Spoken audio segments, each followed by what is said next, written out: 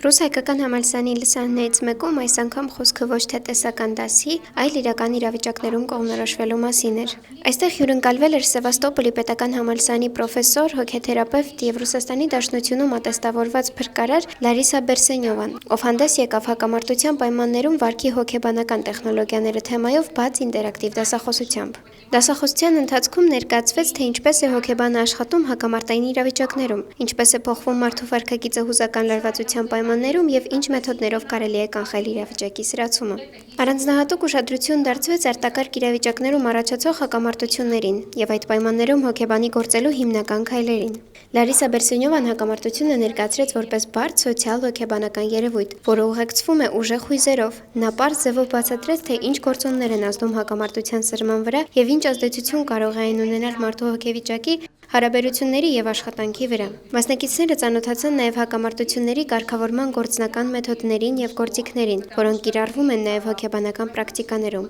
Դասախոսությունն անցկացվեց ինտերակտիվ ձևաչափով, իրական դեպքերի և մասնագիտական իրավիճակների քննարկմամբ։ Միջոցառումը կազմակերպվել է Ռուս հայկական համալսարանի հոգեբանության ամբիոնի կողմից։